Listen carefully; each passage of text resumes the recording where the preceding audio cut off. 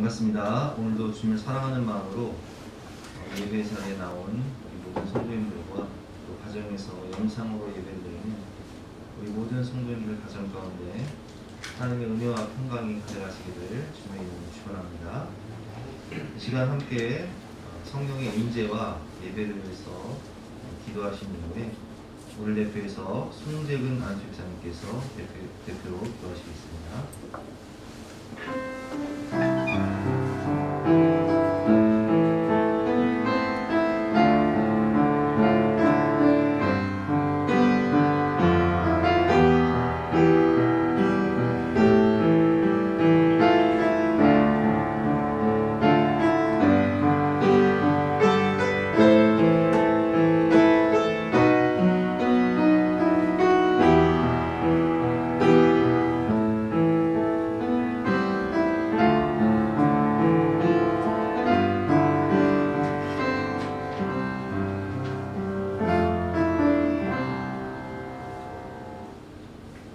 사랑과 은혜가 풍성하신 하나님 아버지, 오늘도 거룩한 주를 맞이하여 주님 앞에 나와 예배드리게 하시는 감사를 드립니다. 또한 항상 저희를 지켜주시고 보호하여 주시니 감사를 드립니다. 사랑이 많으신 하나님 아버지, 지난 한 주간도 세상에 살면서 세상 것만 생각하고 세상 것만 따라가는 어리석은 생활을 하였습니다. 이 시간 기도하오니 용서하여 주시옵고 항상 주님만 생각하고 주님의 말씀을 묵상하고 기도할 수 있도록 저희를 인도하여 주시옵소서. 하나님 아버지, 인간의 탐욕과 욕심으로 인한 우리의 마음을 불쌍히 여겨주시고 우리 안에 탐욕이 있는 것들을 제거해 주시고 오직 온전한 믿음으로 순종하는 자녀들이 되게 하여 주시옵소서.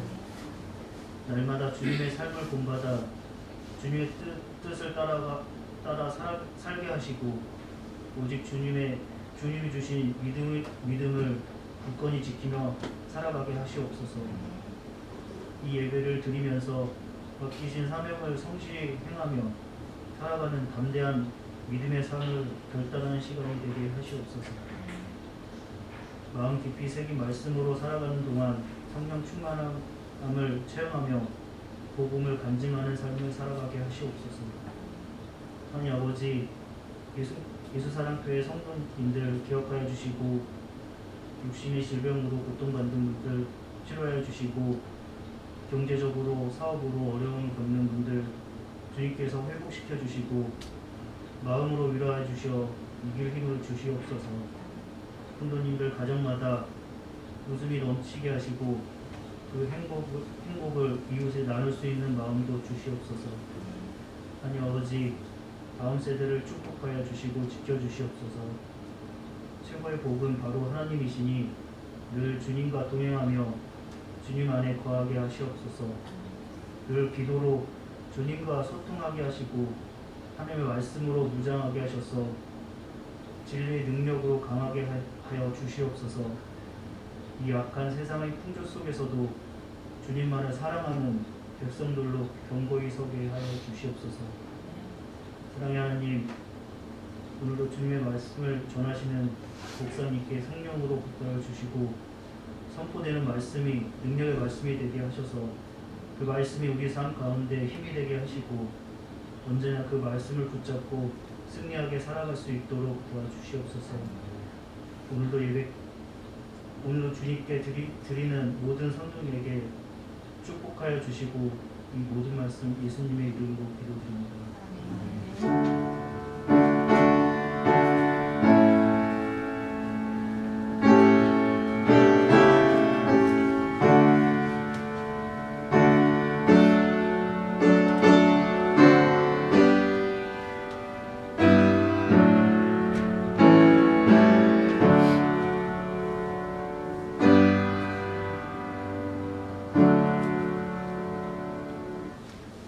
오늘 주시는 하나님 말씀은 구약성경 출애굽기 8장 1절부터 32절까지 말씀인데요. 구약성경 92면입니다. 영상을 통해서 하나님 말씀을 함께 들어가겠습니다. 제 8장 여호와께서 모세에게 이르시되 너는 바로에게 가서 그에게 이르기를 여호와의 말씀에 내 백성을 보내라.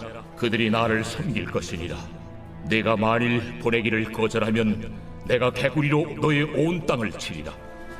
개구리가 나일강에서 무수히 생기고 올라와서 내 궁과 내 침실과 내 침상위와 내 신하의 집과 내 백성과 내 화덕과 내 떡 반죽 그릇에 들어갈 것이며 개구리가 너와 네 백성과 내 모든 신하에게 기어오르리라 하셨다 하라. 아론에게 명령하기를 네 지팡이를 잡고 네 팔을 강들과 운하들과 모기에 펴서 개구리들이 애굽 땅에 올라오게 하라 할지니라. 아론이 애굽 물들 위에 그의 손을 내밀매 개구리가 올라와서 애굽 땅에 덮이니 요술사들도 자기 요술대로 그와 같이 행하여 개구리가 애굽 땅에 올라오게 하였더라. 바로가 모세와 아론을 불러 이르되 여호와께 구하여 나와 내 백성에게서 개구리를 떠나게 하라. 내가 이 백성을 보내리니 그들이 여호와께 제사를 드릴 것이니라. 내가 왕과 왕의 신하와 왕의 백성을 위하여 이 개구리를 왕과 왕궁에서 끊어 나일 강에만 있도록 언제 간구하는 것이 좋을는지 내게 분부하소서. 내일이니라. 왕의 말씀대로 하여 왕에게 우리 하나님 여호와와 같은 이가 없는 줄을 알게 하리니 개구리가 왕과 왕궁과 왕의 신하와 왕의 백성을 떠나서 나일 강에만 있으리이다. 모세와 아론이 바로를 떠나 나가서 바로에게 내리신 개구리에 대하여 모세가 여호와께 간구하매 여호와께서 모세의 말대로 하시니 개구리가 집과 마당과 밭에서부터 나와서 죽은지라. 사람들이 모아 무더기로 쌓으니 땅에서 악취가 나더라. 그러나 바로가 숨을 쉴 수 있게 됨을 보았을 때에 그의 마음을 완강하게 하여 그들의 말을 듣지 아니하였으니 여호와께서 말씀하신 것과 같더라. 여호와께서 모세에게 이르시되 아론에게 명령하기를 네 지팡이를 들어 땅에 티끌을 치라 하라. 그것이 애굽 온 땅에서 이가 되리라. 그들이 그대로 행할새 아론이 지팡이를 잡고 손을 들어 땅에 티끌을 치매 애굽 온 땅의 티끌이 다 이가 되어 사람과 가축에게 오르니 요술사들도 자기 요술로 그같이 행하여 이를 생기게 하려 하였으나 못하였고 이가 사람과 가축에게 생긴지라 요술사가 바로에게 말하되 이는 하나님의 권능이니이다 하였으나 바로의 마음이 완악하게 되어 그들의 말을 듣지 아니하였으니 여호와의 말씀과 같더라. 여호와께서 모세에게 이르시되 아침에 일찍 일어나 바로 앞에 서라. 그가 물이 있는 곳으로 나오리니 그에게 이르기를 여호와께서 이와 같이 말씀하시기를 내 백성을 보내라. 그러면 그들이 나를 섬길 것이니라. 내가 만일 내 백성을 보내지 아니하면 내가 너와 네 신하와 네 백성과 네 집들에 파리떼를 보내리니 애굽 사람의 집집에 파리떼가 가득할 것이며 그들이 사는 땅에도 그러하리라. 그날에 나는 내 백성이 거주하는 고센 땅을 구별하여 그곳에는 파리가 없게 하리니 이로 말미암아 이 땅에서 내가 여호와인 줄을 내가 알게 될 것이라. 내가 내 백성과 네 백성 사이를 구별하리니 내일 이 표징이 있으리라 하셨다 하라.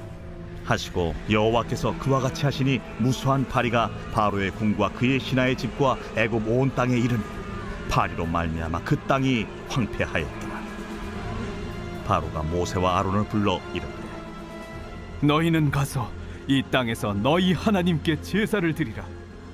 모세가 이르되 그리하면 부당하니이다. 우리가 우리 하나님 여호와께 제사를 드리는 것은 애굽 사람이 싫어하는 바인지 우리가 만일 애굽 사람의 목전에서 제사를 드리면 그들이 그것을 미워하여 우리를 돌로 치지 아니하리이까. 우리가 사흘길쯤 광야로 들어가서 우리 하나님 여호와께 제사를 드리되 우리에게 명령하시는 대로 하려 하나이다. 내가 너희를 보내리니 너희가 너희의 하나님 여호와께 광야에서 제사를 드릴 것이나 너무 멀리 가지는 말라. 그런즉 너희는 나를 위하여 간구하라. 내가 왕을 떠나가서 여호와께 간구하리니 내일이면 파리떼가 바로와 바로의 신하와 바로의 백성을 떠나려니와 바로는 이 백성을 보내어 여호와께 제사를 드리는 일에 다시 거짓을 행하지 마소서. 모세가 바로를 떠나 나와서 여호와께 간구하니 여호와께서 모세의 말대로 하시니 그 파리떼가 바로와 그의 신하와 그의 백성에게서 떠나니 하나도 남지 아니하였더라. 그러나 바로가 이때에도 그의 마음을 완강하게 하여 그 백성을 보내지 아니하였더라. 말씀의 제목은 세 가지 재앙을 통한 교훈이라는 제목으로 본 말씀을 통해서 함께 은혜를 나누겠습니다. 내구의 10가지 재앙은 모두 애굽의 우상입니다. 하나님이 우리를 창조하시고 우리를 구원하셨지만 인간은 어리석어서 많은 우상들을 섬기죠. 그래서 우리 지난번에 그 네팔 선교사님이 오셔서 간증하는데 네팔이나 이제 인도 같은 나라는 힌두교를 섬기잖아요. 힌두교는 그 신의 숫자가요 3억이 넘습니다. 어마어마하죠. 자기 그 네팔의 인구보다도 많은 그런 그 우상들을 만들어서 섬기는 거예요. 그러니까 이것도 마찬가지였어요. 오늘 이 10가지 재앙 중에 3가지 재앙이 나오는데 모든 이 10가지 재앙은 다 애국 사람들이 섬기던 세상의 우상들이었어요. 헛된 것이죠. 그래서 하나님께서 그 우상들을 심판하심으로 그 우상들이 정말 아무것도 아님을 말씀을 하시는데 오늘은 두 번째 재앙인 개구리 재앙, 세 번째, 네 번째 재앙 이렇게 세 가지 재앙이 나오는데 그래서 오늘 설교는 이제 세 가지 설교를 할 거예요. 제가 세 가지 포인트를 두고 세 가지 설교를 하고 또 세 번의 기도를 할 텐데 첫 번째로 개구리 재앙의 교훈은 주제가 숨을 쉴 수 있을 때 순종합시다 라는 주제인데요. 이 개구리는 우리가 어렸을 때 이게 시냇가에 가보면 개구리가 알을 낳잖아요. 그래서 개구리 알이 얼마나 많은지 사진을 가져왔는데 개구리는 한 번에 막 수백 개 알을 낳는다는 거예요. 이게 올챙이가 막 깨어나기 시작하면은 그 시내 전체가 그냥 막 올챙이가 될 정도로 징그럽죠. 그래서 이 개구리는 풍요와 다산, 그러니까 아이를 많이 낳게 하는 우리나라로 치면은 삼신할매가 뭐 점지를 해준다. 제주도에서 돌하르방이 있는데 돌하르방 코를 만지면 뭐 아들을 낳는다. 뭐 이런 우상들이에요. 이 풍요와 다산의 상징인 개구리 여신 헤케트라는 여신이 있습니다. 헤케트는 나일강의 신이 남편이고요. 헤케트가 이제 개구리 여신인데 이게 부인이에요. 나일강의 신하고 이제 부부인 거예요. 풍요와 다산의 신인데 이 헤케트 여신이 애굽 사람들에게 풍요와 다산을 준다고 믿었지만 그것이 아무것도 아님을 깨닫게 하시기 위해서 하나님께서는 개구리 재앙을 통해서 오히려 그들이 섬기던 개구리가 그들에게 고통을 주는 그런 시험을 주시는 것이죠. 1절부터 7절까지 말씀을 읽어보겠습니다. 여호와께서 모세에게 이르시되 너는 바로에게 가서 그에게 이르기를 여호와의 말씀에 내 백성을 보내라. 그들이 나를 섬길 것이니라. 네가 만일 보내기를 거절하면 내가 개구리로 너의 온 땅을 치리라. 개구리가 나일강에서 무수히 생기고 올라와서 내 궁과 내 침실과 내 침상 위와 내 신하들의 집과 내 백성과 내 화덕과 내 떡반죽 그릇에 들어갈 것이며. 여러분 한번 상상을 해보세요. 내가 자려고 이불을 폈는데 이불 위에 개구리가 그냥 한가득 올라오는 거예요. 잠을 정말 괴롭게 뭐 자겠죠. 시끄럽고 막 좀 징그럽고. 그래서 그렇게 자다가 이제 아침에 눈을 딱 떴는데 개구리랑 눈이 마주쳐. 아휴, 진아야 상상이 가니? 응? 끔찍하지 않니? 그래서 이제 아침에 나서 밥을 먹으려고 하는데 이게 웬일이에요. 밥상이고 밥그릇 안에고. 그래서 오늘 본 말씀을 보면 떡반죽 그릇 안에 떡을 반죽하려고 하는 그 그릇 안에도 개구리가 가득해서 이게 떡을 반죽하는 건지 개구리를 반죽하는 건지 모를 정도로 얼마나 징그럽겠어요. 이런 고통을 당하는 거예요. 더 큰 고통이 뭐냐? 이 재앙이 끝나고 개구리가 다 죽어버리거든요. 그 악취가 막 진동을 하는 거예요. 그토록 애국 사람들이 푸니와 다산을 지원하면서 섬겼던 이 헤케트라는 여신이 개구리가 사실은 아무것도 아님을 하나님께서 깨닫게 하시기 위해서 이 개구리장을 통해서 이 애국 여우상을 심판하시고 그것이 아무것도 아님을 알려주십니다. 여러분, 생명과 축복은 다산은 나일강이나 개구리가 주는 것이 아니라 바로 창조주 하나님이 주시는 거예요. 제가 오늘 본문 말씀 묵상하면서 진정한 다산, 진정한 축복은 하나님이 주신다는 것을 확실히 깨닫는 것이, 우리가 창세기부터 배웠지만 야곱이 몇 명의 아들을 낳죠? 12명의 아들을 낳죠? 근데 그 12명의 아들이 70명의 가족이 되어서 애굽으로 내려간단 말이에요. 그리고 오늘 본문의 이 출애굽기의 배경은 이제 애굽에 내려가서 4대 만에 430년이 지나서 4대 만에 출애굽할 때 민수기를 보면 20세 이상의 장정만 60만 3,550명.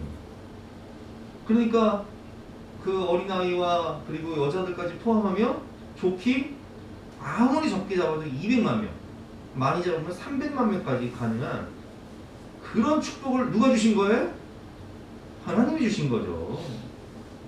여러분, 진정한 풍요와 생명과 다산은 하나님 주시는 거지 나일강이나 개구리가 주는 게 아니에요. 이 첫 번째 재앙과는 다르게 바로는 직접적인 고통을 당합니다. 왜냐면 첫 번째 재앙은 나일강이 이제 피로 변하잖아요. 근데 나일강이 피로 변해도 왕궁에 사는 바로는 사실 뭐 약속을 떠먹으면 되니까 언제든 뭐 다른 데서 구할 수 있으니까 백성들은 직접적인 고통을 받지만 바로는 직접적인 고통을 당하지 않았다는 거예요. 근데 이 두 번째 재앙부터는 그 개구리가 어디로 올라오냐? 바로의 궁으로 올라오거든요.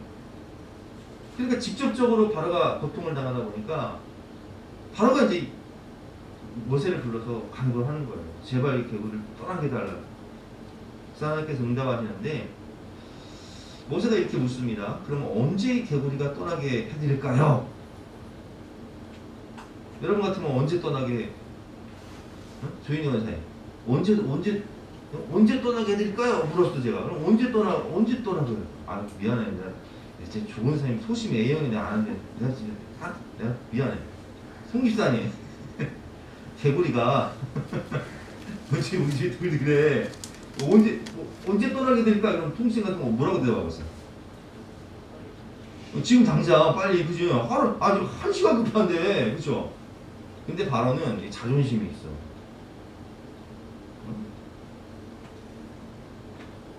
그래서 뭐라고 대답하냐? 내일 떠나게 해달라고. 얼마나 교만한지, 얼마나 이 자존심을 내세우는지 내일 떠나게 해달라고. 이렇게 이야기합니다. 오늘 본문 8절부터 보겠습니다. 바로가 모세와 아론을 불러 이르되 여호와께 구하여 나와 내 백성에게서 개구리를 떠나게 하라. 내가 이 백성을 보내리니 그들이 여호와께 제사를 드릴 것입니다. 모세가 바로에게 이르되 내가 왕과 왕의 신하와 왕의 백성을 위하여 이 놀이를 왕과 왕궁에서 끊어 나일강에만 있도록 언제 간구하는 것이 좋을는지 내게 분부하소서. 10절 말씀에 보니까 그가 이르되 내일이니라. 내일로 미루고 있어요. 나중으로 미루고 있어요. 결단을 하지 않으시고 또 계산하고 또 생각하고 아주 그냥 뭐 교만하게 자존심 내세요. 모세가 이르되 왕의 말씀대로 하여 왕에게 우리 하나님 여호와와 같은 이가 없으신 줄을 알게 하더니 개구리가 왕과 왕궁과 왕의 신하와 왕의 백성을 떠나서 나일강에만 있으리이다 하고 모세와 아론이 바로를 떠나 나가서 바로에게 내리신 개구리에 대하여 모세가 여호와께 간구하매 여호와께서 모세 말대로 하시니 내일 떠나게 해달라고 기도했기 때문에 모세의 말대로 이제 내일 떠나게 되는 거죠. 개구리가 집과 마당과 밭에서부터 나와서 죽은지라 사람들이 모아 무더기로 싸우니 땅에서 악취가 나다. 이 악취가 얼마나 진동을 하는지 이게 시체 썩은 냄새가요 온 마을 온 집안 마당에 막 스며드는 거예요. 그 고통이 얼마나 심한지 성경을 보면 숨을 쉴 수 없을 정도였다 이렇게 되어 있어요. 근데 오늘 결론 말씀인데요 15절 말씀에 보니까 그러나 바로가 숨을 쉴 수 있게 됨을 보았을 때 그러니까 그전에는 어느 정도였어요? 악취 때문에 숨도 못 쉴 정도로 고통을 당하는 거예요. 근데 그러나 그 썩은 데가 진동하던 그 모든 냄새가 어느 정도 사라지고 숨을 쉴 수 있게 됨을 보았을 때 그의 마음을 완강하게 하여 그들의 말을 듣지 아니하였으니 여호와께서 말씀하신 것과 같더라. 여러분 우리가 세상에 하나님이 아닌 세상에 헛된 우상들을 섬기다 고통받고 막 하게 되었을 때 숨 쉴 수 없는 고통을 당할 때 하나님께 살려달라고 애원을 하죠. 그러면 하나님께서는 그래도 은혜와 자비가 풍성하신 하나님이시라 우리에게 기회를 주세요. 숨 쉴 수 있는 기회를 주신다고. 근데 문제가 뭔지 아세요? 그때 돌이켜야 되는데 대부분의 어리석은 인간들은 돌이키질 않아요. 우리 언젠가 그 안호성 목사님 간증을 들은 적 있죠. 다니엘 때. 안호성 목사님 간증하실 때 뭐라고 그러셨어요? 목사님이었던 아버님, 사모님이었던 어머님. 그런데 그 부모님 품을 떠나서 내가 세상의 즐거움 따라서 세상의 죄악 따라 살다가 아주 그냥 몹쓸병에 걸려. 이 속에서 막 뭐 이상해. 속이 이상해. 병원에 가는데 계속 오진이 나오고 진단이 안 되는 거야. 나중에는 이 내장에 있는 이 썩어서 고름이 나오기 시작하는데 이 물을 먹으면요 위나 장이 터져버리기 때문에 물도 못 마시고 이 뱃속에 고름을 빼기 위해서 호수를 꼽아가지고 물도 못 마시고 이게 서서히 죽어가는 거예요. 그 의학적으로 어떻게 손을 쓸 방법이 없어요.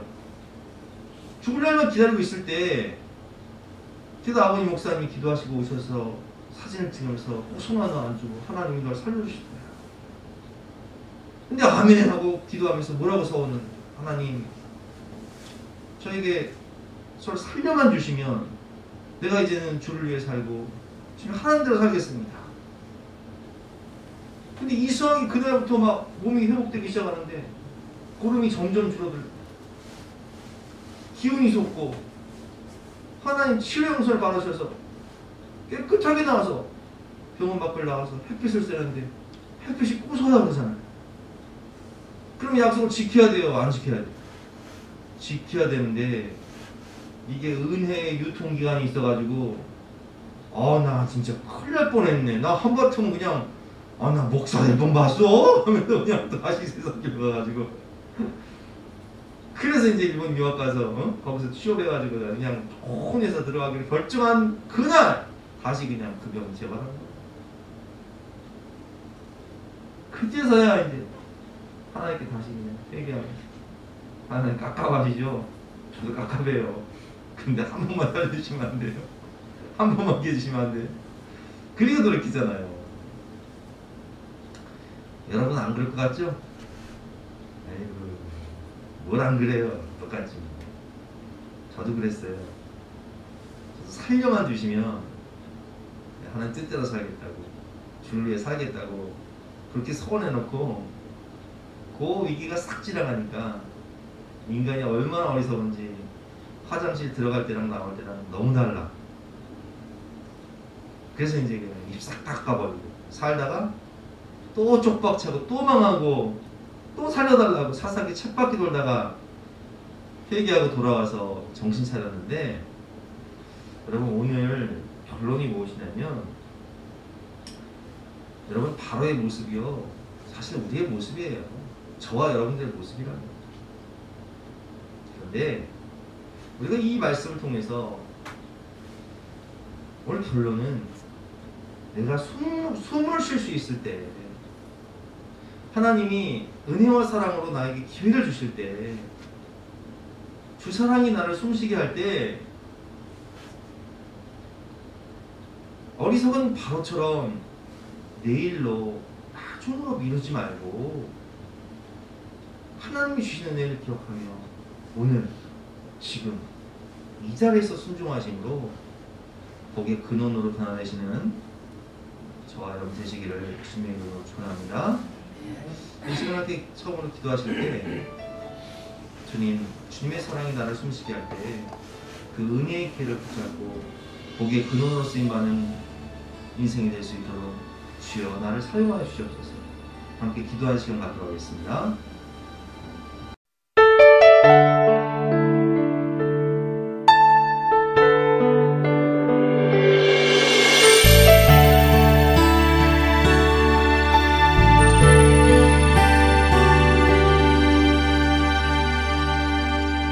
주 사랑이 나를 숨쉬게 해 세상 그 어떤 어려움 속에도 주 은혜로 나를 돌보시며 세상 끝날까지 지켜주시네. 주 사랑이 나를 이끄시네. 내가 갈 수 없는 그곳으로 주의 사랑 나를 붙드시며 세상 끝날까지 인도하시네. 주님만이 내 아픔 아시며 주님만이 내 맘 어루만지네. 어느 누구도 나를 향하시 주님의 사랑을 끊을 수 없네. 주님만이 내 능력이시며 주님만이 나의 구원이시네. 어느 누구도 나를 향하시 주님의 사랑을 끊을 수 없네. 주 사랑이 나를 숨쉬게 해 세상 그 어떤 어려움 속에도 주 은혜로 나를 돌보시며 세상 끝날까지 지켜주시네. 주 사랑이 나를 이끄시네. 내가 갈 수 없는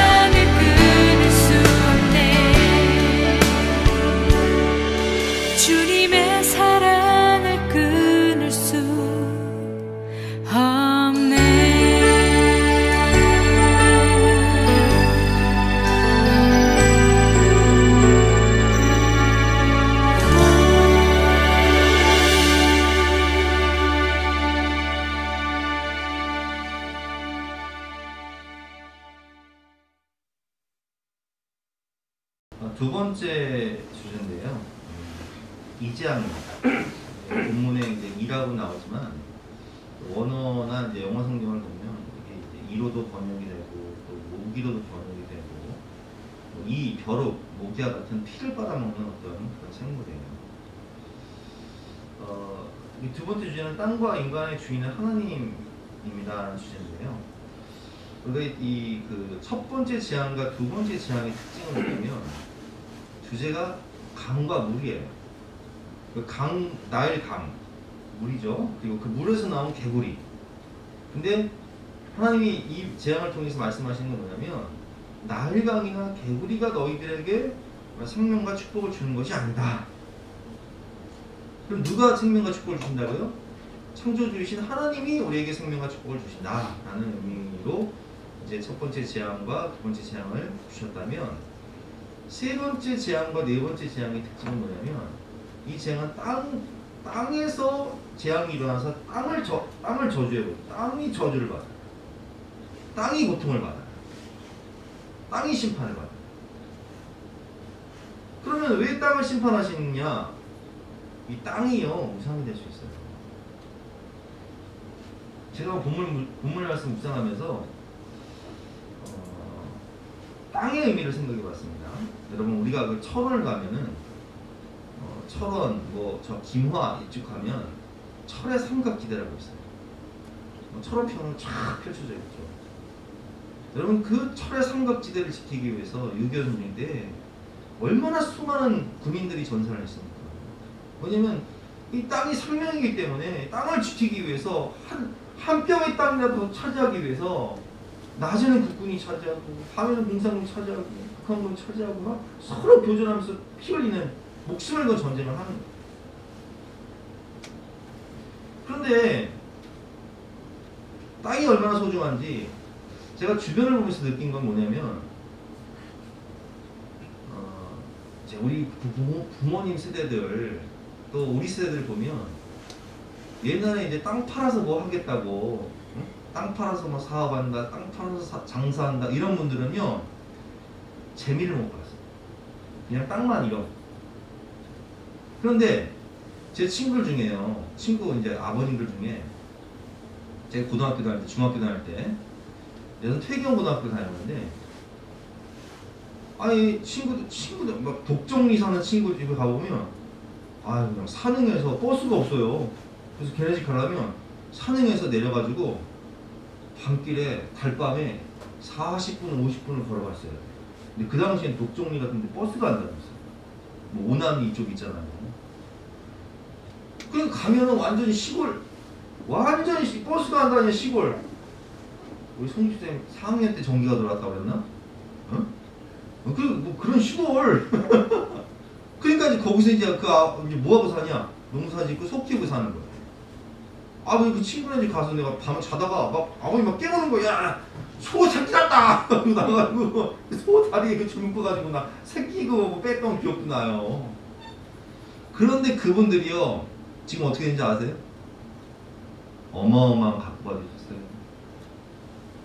여러분 아시겠지만 별내 신도시 뭐 그 당시에 덕송리라고 그랬어요. 덕송교회, 덕송리, 진접 신도시, 금곡리 그럴 때가 옛날에 다 그냥 뭐 완전히 깡촌 버스도 안 들어가던 그런 곳이었어요. 산흥, 독정리.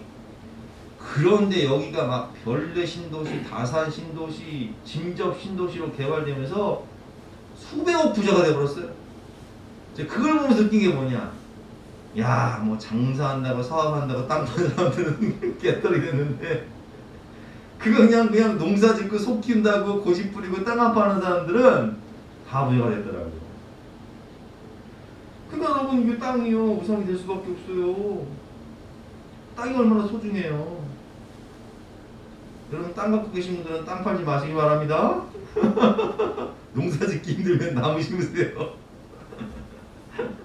그래서 우리 인간에게 땅이 인생의 목표가 되고 우상이 되는 경우가 많아요.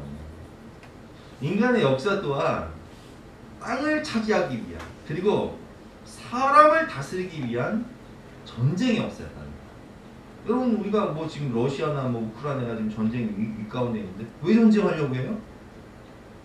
땅 때문에 그런 거예요. 그림반도. 땅을 차지하기 위한 거예요. 모든 전쟁의 원인이에요. 그날 본문에서는 하나님께서 땅에 티끌을 쳐서 이 재앙을 통해서 땅의 우상을 심판하신다는 거예요. 세 번째 재앙과 네 번째 재앙의 특징은 땅을 심판하시는 하나님. 16절 말씀이죠. 여호와께서 모세에게 이르시되 아론에게 명령하기를 내 지팡이를 들어 땅에 티끌을 치라 하라. 그것이 애굽 온 땅에서 이가 되리니 그들이 그대로 행할세. 아론이 지팡이를 잡고 손을 들어 땅에 티끌을 치매 애굽 온 땅에 티끌이 다 이가 되어 사람과 가축에게 오르니 요술사들도 자기 요술로 그같이 행하여 이를 섬기게 하려 하였으나 못하였고 이가 사람과 가축에게 생긴지라. 자, 땅에 티끌을 탁 치는 순간 그 애굽 온 땅의 티끌이 뭐가 됐다고요? 이가 됐다. 근데 여기서 이는 원어로는 모기도 될 수 있고 벼룩도 될 수 있고 이도 될 수 있다라고 말씀드렸죠. 그러면서 상상을 해볼게요. 우리가 여러분 이가요 이렇게 생겼어요. 옛날에 이 많이 잡아보셨죠? 뭐 어렸을 때 큰 달력 펴놓고 참빗으로 착 그리고 난 이가 드글드글해. 그래가지고 이가 두두둑 떨어지면 왕건이 이를 톡톡 터뜨릴 때마다 이게 쾌감이 있어요. 또 이게 석회 아시죠? 이게 다 알잖아. 한때 우리 애들도 학교에서 이가 유행해가지고 챔빗으로 머리를 아이고. 근데 그 이가요 애굽인은요 특징이 뭐냐면 너무 작아가지고 눈 속으로도 들어가요. 눈을 따갑게 해. 모기는 어떨까? 모기 여러분 정글의 법칙 보셨어요? 정글에 들어가면 모기가 얼마나 어마어마한지 내가 사진 하나 또 놀라실 텐데 이것도 모기 재앙을 아주 그냥 확실하게 보여줄 수 있는 여러분 모기 재앙이라는 것은 이 정도예요. 그냥 모기가 한두 마리 왔다 갔다 이게 아니에요. 집안에 수천 마리가 들어오는 거예요. 저는요 여름에 자다가 모기 소리가 하고 나면 잠을 깨요. 근데 이 모기가 날 물었어. 그러면 순간 열이 받아. 이씨. 그러면 그때부터는 불을 켜고 그 모기 잡을 때까지 안 자요 저는. 그러니까 어떻게 되냐면은 모기장을 치고 자야 돼요. 난 그 모기 한 마리만 있어도요 잠을 못 자. 물리면 억울해서 내 핏바람 먹은 모기를 죽이고 자야 돼요. 그런데 이 모기가 여러분 하루 이틀도 아니고 막 며칠 동안 막 수천 마리가 집안에서 드글드글 하면 사람이 어떻게 살아. 근데 이 모기와 이가 어디서 생겼다고요? 땅에 티끌을 치니. 첫 번째 재앙과 두 번째 재앙은 애굽의 술객들이 따라했어요. 근데 세 번째 재앙은 따라할 수가 없어요. 19절 말씀이죠. 요술사가 바로에게 말하되 이는 하나님의 권능이다. 이건 우리가 어떻게 따라할 수가 없습니다. 하나님의 권능, 하나님의 능력입니다. 하였으나 바로의 마음이 완악하게 되어 그들의 말을 듣지 아니하였으니 여호와의 말씀과 같더라. 여기서 하나님의 권능이라는 뜻은 이 히브리 언어로 이런 뜻이에요. 하나님이 손가락입니다. 하나님이 손으로 하신 겁니다. 이런 뜻이에요. 하나님이 손으로 만드신 겁니다. 이건 우리가 흉내낼 수가 없습니다. 이런 뜻이에요. 근데 이 말씀의 의미가 뭐냐면 땅의 티끌을 하나님이 만지셔서 이루어내게 하셨다. 땅의 티끌을 하나님이 만지셔서 그 코에 상기를 넣으시니 뭐가 되죠? 생명이 된지라. 그러면 인간이요 오늘 재료가 뭔지 아세요? 흙이에요. 티끌이에요. 그래서 우리가 이제 이 세상을 떠나면요 우리가 뭘로 들어가는지 아세요? 너는 흙이니? 흙으로 들어가요. 저는 수많은 장례식을 치르면서 제가 확실히 느낀 게 뭐냐, 우리가 이제 보통은 화장하잖아요. 그쵸? 매장 아니면 화장인데, 자, 화장하면 화장터로 갑니다. 시신 들어간 지 2시간 반, 2시간 정도 지나면 아주 그냥 다 담고 다 타서 뼈만 남죠. 그럼 그 뼈를 어떻게 해요? 빠지든지 갈아준단 말이에요. 그러니까 항아리에 담아줘요. 그게 뭔지 아세요? 그 뼈가루가? 티끌이에요, 티끌. 요즘에 그 납골당이 있지만 한 15년 전만 해도요, 그냥 뭐 산에 가서 뿌리고 그랬어요. 너는 흙이 흐르고 돌아가 흙을 뿌려버리는 거야. 그럼 매장하면 다를까요? 저 이장할 때 많이 가봤어요. 이장이 뭔지 아세요? 이제 묘를 정리하는 거예요. 그래서 땅을 파요. 관뚜껑 열어봐요.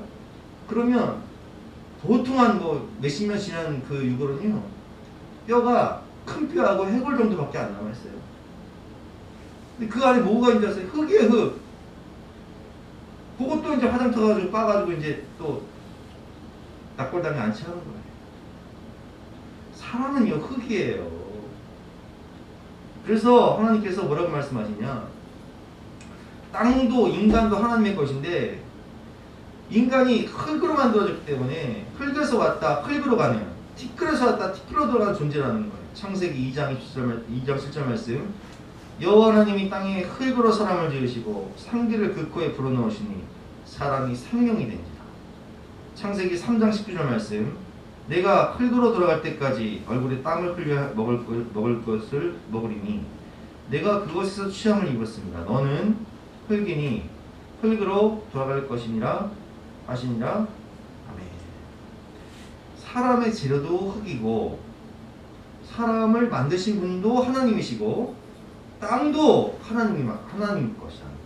여러분, 이 말씀의 의미는 인간도 하나님의 것이요 땅도 하나님의 것이다. 레위기 25장 23절 말씀. 토지를 영구히 팔지 말 것은 토지는 다 내 것임이라. 너희는 거류민이요 동거한 자로서 나와 함께 있느니라. 아멘. 여러분, 땅이 우리 인생의 우상이 돼서는 안 돼요. 우리가 땅을 정복하고 사람을 다스리기 위해서 인생을 열심히 살아가는 분들이 많은데, 여러분, 땅도 내 것이 아니요 사람도 내 것이 아니에요. 사람은 하나님의 형상이고 하나님의 것이고 땅도 하나님의 것입니다. 그래서 하나님께서 모든 땅을 농사를 짓 때 어떻게 하셨냐면 7년에 한 번씩 안식년을 땅도 쉬게 하라 이렇게 말씀하셨어요. 그리고 50년이 지나면 희년이라는 것이 있는데, 희년은 뭐냐면 집합에서 땅을 분배합니다. 땅을 분배할 때 내가 정말 먹고 살기 힘들어서 땅을 팔아요. 그리고 내가 너무 힘들면 노예로 들어가기도 해요. 근데 이 50년째 되는 희년이 되면 땅도 원 주인에게 다 돌려주고 노예가 됐던 민족들도 다 고향으로 돌아가요. 이게 희년법이에요. 그래서 하나님께서 이 희년법을 왜 만드셨냐? 땅도 하나님의 것이요 사람도 하나님의 형상이기 때문에 자유를 주는 거예요. 인간에게 자유를 주고 회복을 주는 거예요.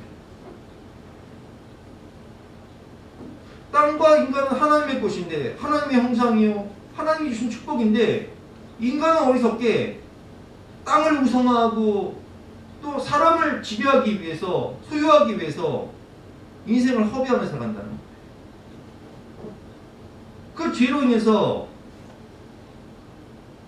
가인이 아벨을 쳐 죽이게 되고, 그 피가, 그 의인의 피가 땅에 흐름으로 땅이 저주를 받아 가시와 엉겅퀴를 내고, 그래서 이 땅이 더럽혀져. 오늘 그 땅이 심판을 받는 거예요.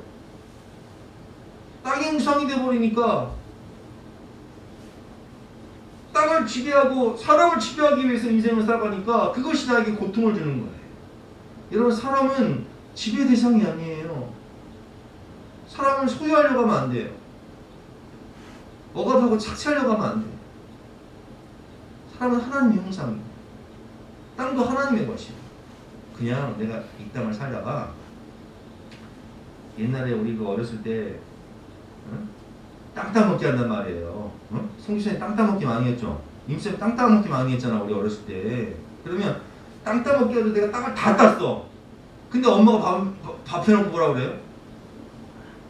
야 임마 빨리 와서 밥 먹어! 그러면 그 땅 다 내버려두고 가 씻고 밥 먹어야 돼. 아무것도 아니요. 근데 우리 인생은요, 그 땅 따먹게 하려고 아니면 눈에 불을 피고 그냥 땅 따먹게 하다가 다 따면 뭐해? 하나님이 인생 소풍 그만 살다가 본향으로 돌아오라면 끝나는 건데. 근데 그걸 깨닫지 못하고 탐욕의 눈이 멀어, 욕심의 눈이 멀어, 돈의 눈이 멀어, 세상의 눈이 멀어. 그냥 세상 것만 추구하다가, 썩을 것만 추구하다가 그냥 가는 거야. 오늘 결론입니다. 인간은 흙에서 왔다 흙으로 돌아가는 존재입니다. 그러므로 사람의 본분을 지키며 겸손히 살아가되 땅과 사람을 소유하려고 힘쓰지 마세요. 땅을 우상으로 섬기지 마시고 사람을 우상으로 섬기지 마세요. 그냥 하나님 안에서 내게 주신 은혜를 잘 누리고 또 하나님께 잘 드리고 또 사람을 구원하기 위해서 잘 나누고 베풀다가 많은 영혼 구원하고 하나님께서 오라 하실 때 빈손 들고 앞에가 십자가를 붙들면 하나님이 그 영혼을 축복하시고 우리가 살 동안 얼마나 많은 영혼을 구원했냐, 이게 중요한 것이지 그 땅을 다 가져갈 수가 없는 거예요. 여러분, 우리 조상님들이 물려준 땅이 있다면 그 조상님들도 아이고 이 땅이 내 것이다 라고 생각하지만 죽을 땐 그 땅을 가져갈 수가 없네. 또 우리가 우리 아이들에게 땅을 물려줘도 그 땅이 잘 지키면 좋겠는데, 제가 아까 전에도 말씀드렸지만 뭐 장사한다고 사업한다고 다 빨아먹으면 내가 그렇게 피땀 흘려 벌어서 산 땅이 그냥 안개처럼 사라져 버리는 거예요. 그러니까 우리가 이 땅에서 살면서 너무 땅의 것에만 집중할 것이 아니라 하나님의 나라를 소망하면서 하나님이 주시는 영원한 땅을 사모하면서 믿음으로 살고 또 믿음으로 영혼을 구원하여 축복받는 저와 여러분 되시기를 주님의 이름으로 축원합니다.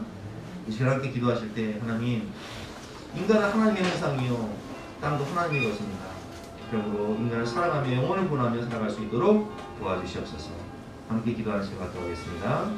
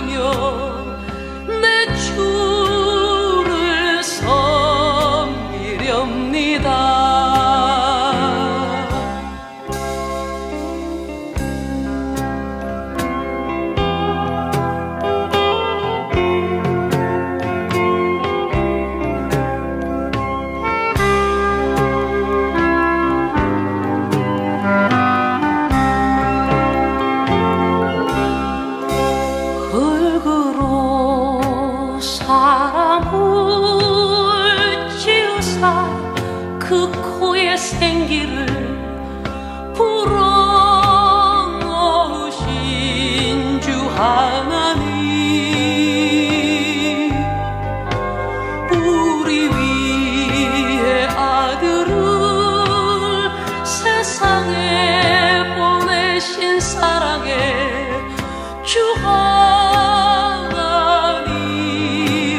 사랑해. 나는 하나님 형상 따라 지음받은 몸이니 이 몸을 주께 바치리. 항상 내 생활 중에 주를 부인하지 않으며 내 주를 섬기렵니다.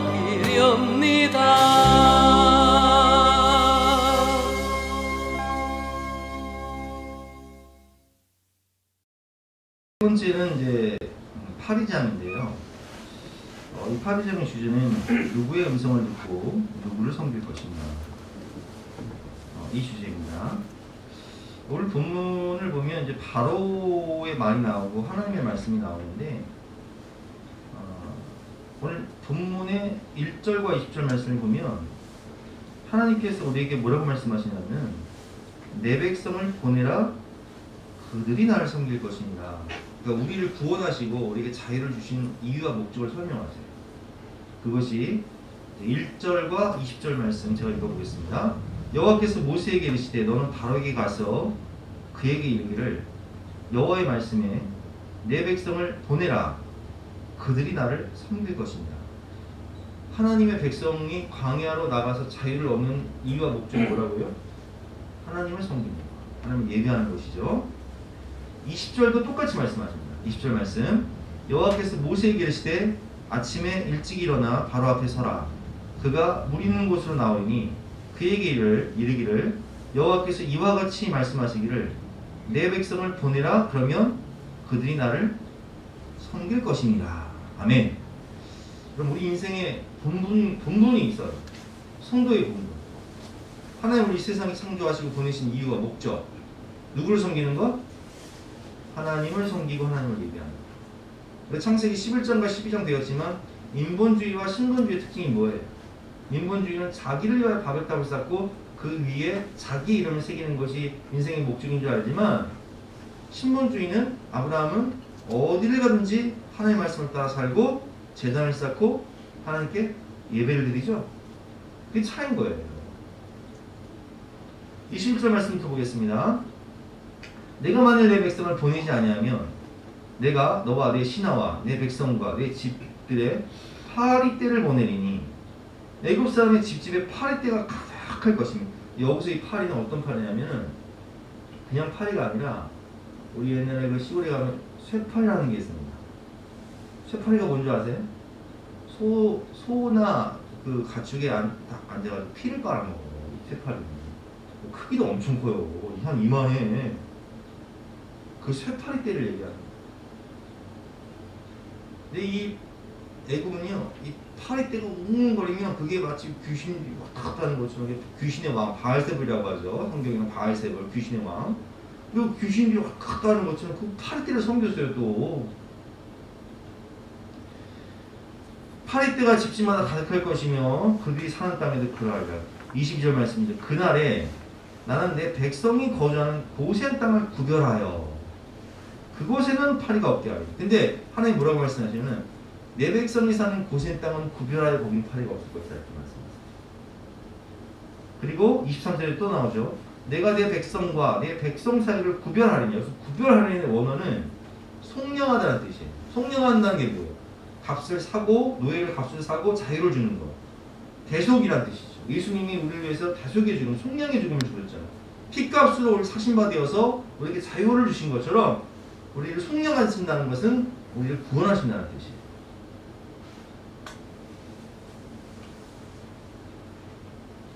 이제 땅이 심판을 받는다고 제가 말씀을 드렸는데, 24절 말씀에는 그 땅이 형통하였다. 땅이 심판을 받죠. 여러분 22절과 23절 구별하리니, 히브리 언어는 속량을 뜻한다고 말씀드렸는데, 값을 사서 자유를 주다. 우리는 우리를 창조하시고 우리를 속량하신, 우리를 구원하신 하나님을 예배하며 하나님을 섬기는 것이 바로 성도의 본분인 것입니다. 그러나 바로는 뭐라고 얘기할까요?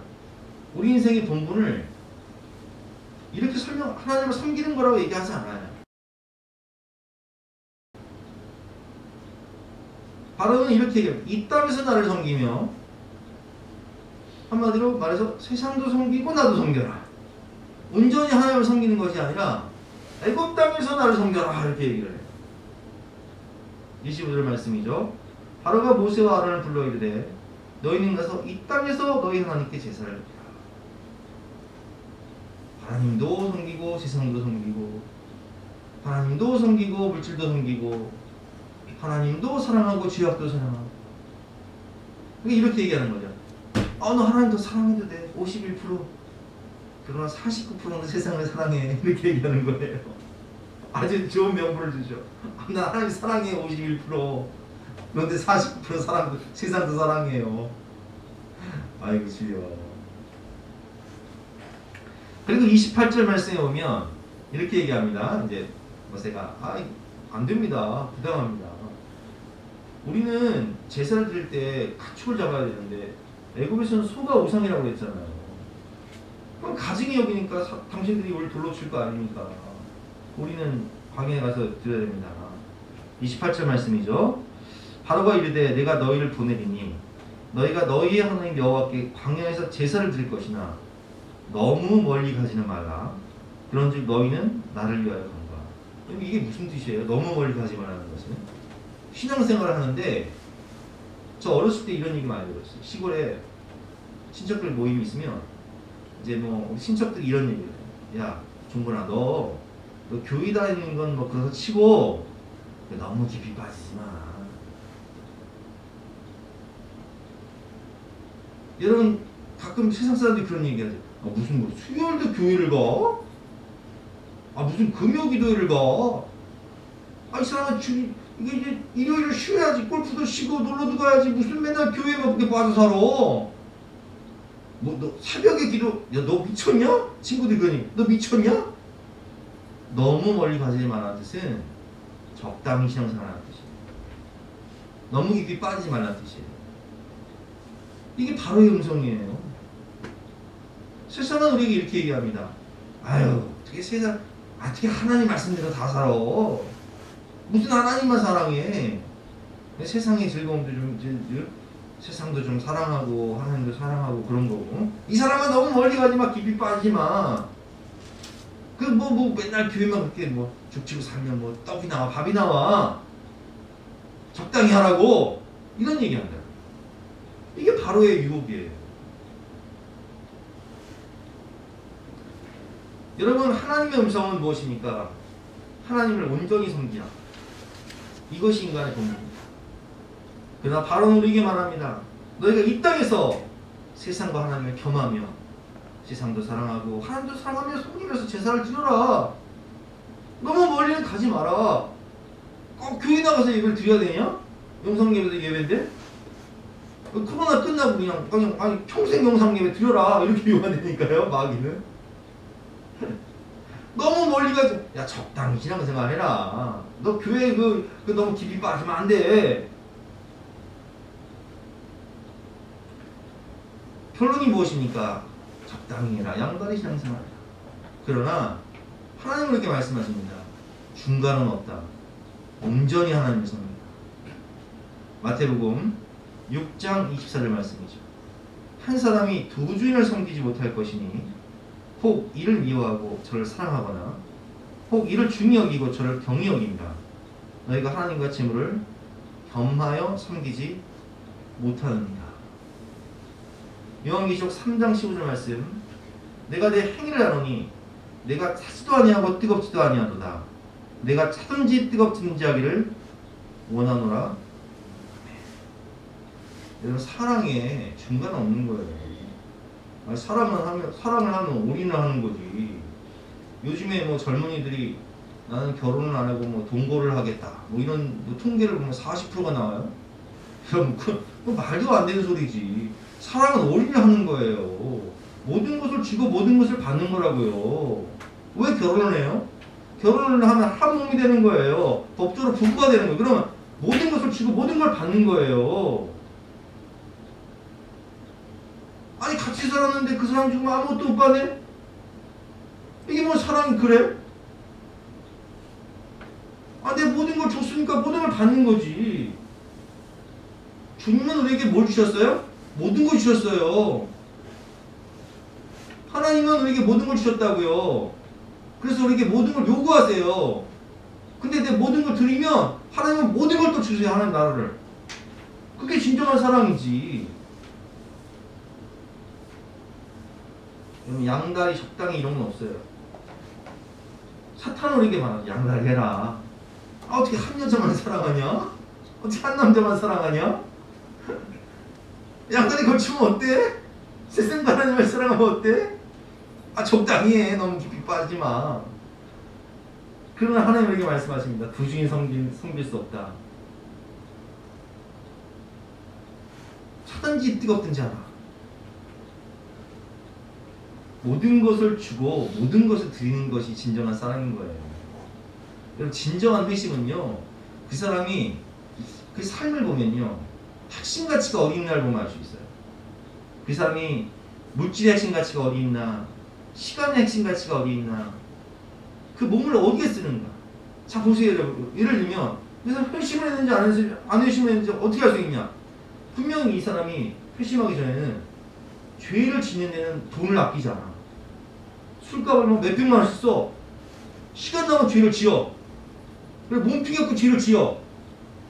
그런데 예수님 만나고 변화되면, 아, 내가 이렇게 살면 안 되지. 내 몸을 하나님께 드리기 위해 예배를 오는 거예요. 주님 사랑하는 마음으로 물질을 줘도 아깝지 않은 거예요. 내 시간을, 내 정성을 하루에 첫 시간을 하나님께 드리고, 내 삶의 중심이 예배생활, 하나님 만나는데 중심을 두는 거예요. 그 핵심 가치를 보면 안 되니까요. 그 사람의 돈 쓰는 거, 시간 쓰는 거, 몸 쓰는 거 보면 안 되니까요. 하나님을 예배하고 섬긴다는 의미는 내 모든 것을 거룩한 산자물로 드린다는 거예요. 그러면 하나님 우리의 모든 것을 받으시고 하나님의 나라와 모든 것을 유산으로 주시는 거예요. 이게 신앙생활이에요. 세상에 헛된 신을 버리고 온전히 하나님만 섬겨라. 이것이 오늘 주시는 마지막 메시지의 교훈입니다. 마지막으로 기도하실 때, 하나님, 양다리 없습니다. 중간은 없다고 말씀하셨습니다. 세상의 헛된 것들, 세상을 사랑했던 모든 마음들, 헛된 우상들을 다 버리고 온전히 하나님만 섬기며 내가 하나님께 올인할 때 하나님은 나를 축복하셔서 모든 것을 허락하여 주시옵소서. 기도하시는 저와 여러분 되시기 바랍니다.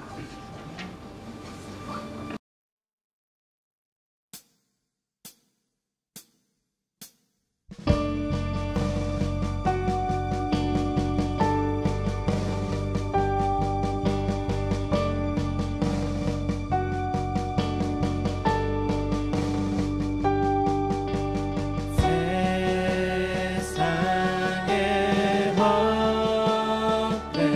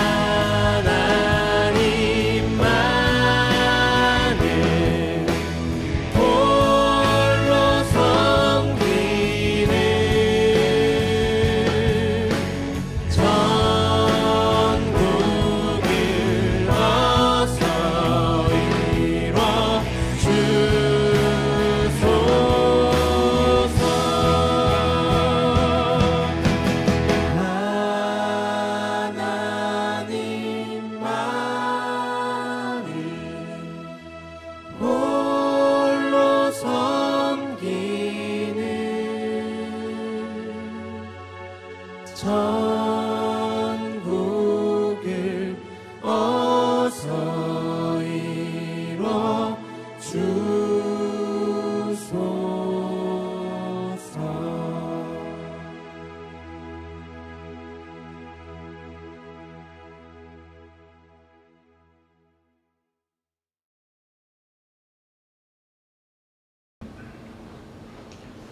강이 우리에게 축복을 주는 것도 아니고 땅이 우리에게 생명을 주는 것도 아니고 오직 만왕의 왕이시오 만주의 주가 되시는 하나님이 우리에게 생명을 주시고 축복을 주시는 분이심을 믿습니다. 그러기에 하나님만을 온전히 사랑하고 하나님을 온전히 믿고 순종함으로 복의 근원으로 쓰임받는 우리 모든 성도님들 될 수 있도록 축복하여 주시옵소서. 오늘도 주님 사랑하는 마음으로 우리의 몸을, 우리의 삶을 거룩한 산 제물로 드리오니 주님의 나라와 영광에 아름답게 사용해 주시고 우리 모든 성도님들의 가정 가운데 또 앞날 가운데 하나님의 나라를 통째로 종합 선물 세트로 허락하여 주시옵소서. 감사드리며 예수 그리스도 이름으로 기도드렸사옵나이다. 아멘. 지금은 우리 구주 예수 그리스도의 은혜와 독생자를 주신 영원하신 하나님의 사랑과 성령님의 감화감동 역사하심이 우리 모든 성도님들 머리머리 위에 앞날 위에 가정 위에 지금부터 영까지 함께 하시기를 간절히 축원하옵나이다. 아멘.